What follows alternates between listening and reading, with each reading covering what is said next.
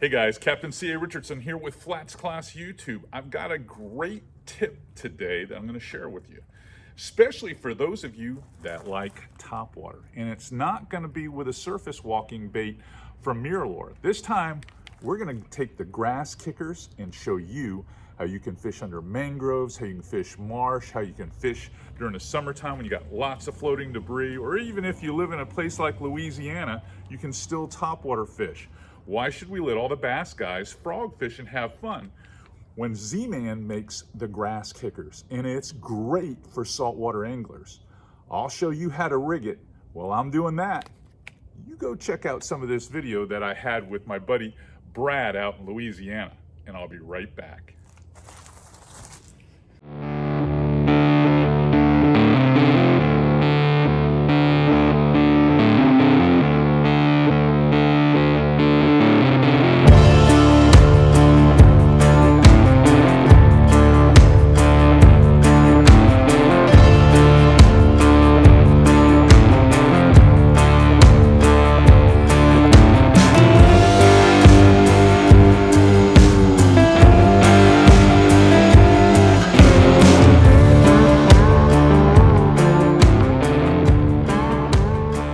This episode of FlatsClass YouTube is brought to you by Aquatraction, your go-to solution for advanced marine flooring.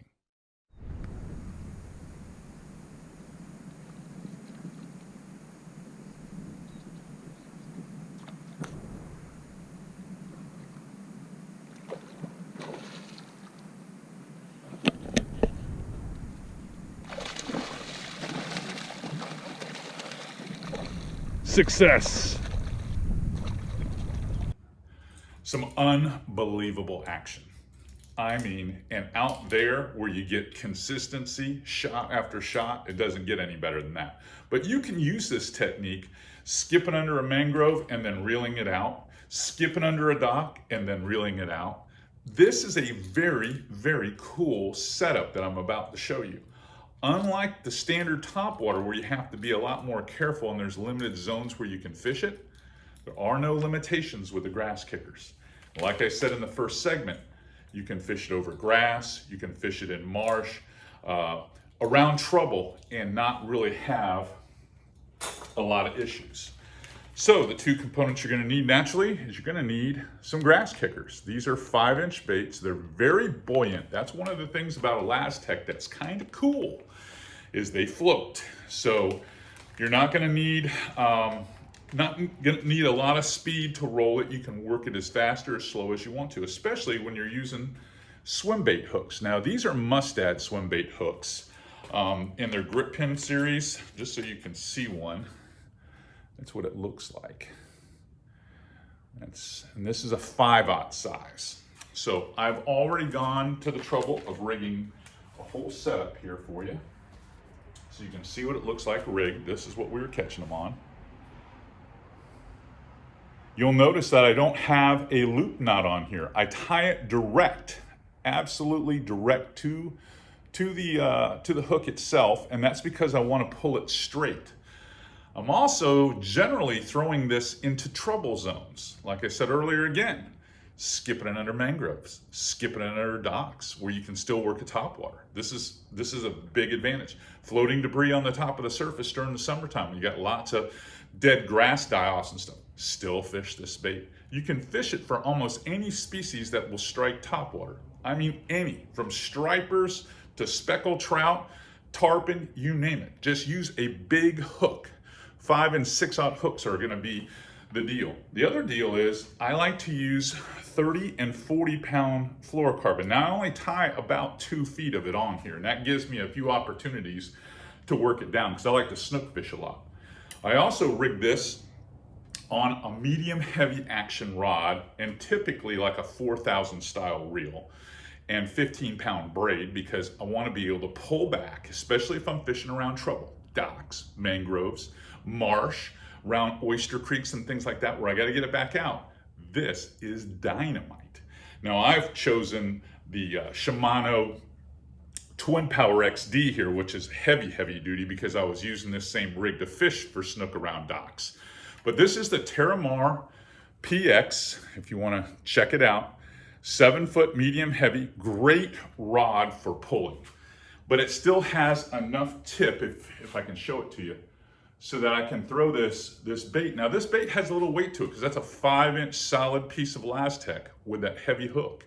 So I can still get some really nice casts out of this, some distance out of it, and then it's just basically holding your rod up at an angle, either down or up. You can hold it down, as long as you have some tension on that rod where you can get that tail just skimming across the surface. You just want it to motorboat across the surface. If it motorboats across the surface, I guarantee you're gonna get the attention of some predators. Now, I'll wrap this up in a few minutes, but I'm gonna send you back to Louisiana and Brad and watch them catch a few more off the bow of my boat. Go check it out.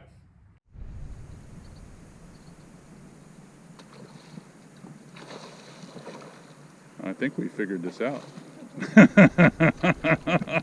I think we figured this out. Yeah, you gotta love it when you can say red 1 ball, corner pocket. Crazy good. And to see them eat that bait on top.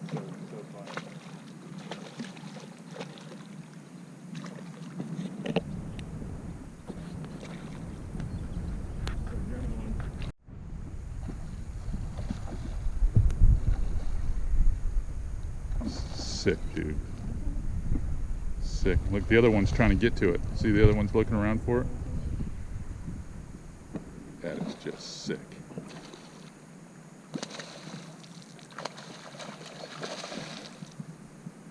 We would have had 3 rods going, that would have been 3 fish.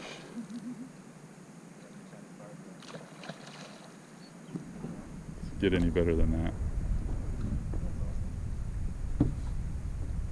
Well guys, I hope this tip puts a lot more fish in your boat. It's one of those tips that works out great for my clients, great for me personally when I'm fishing, shooting these YouTube videos, and I think it's going to work great for you, especially the ability to have a topwater that you can cast underneath mangroves. You can cast back up underneath a dock and then work it back out with zero risk of being hung up, honestly.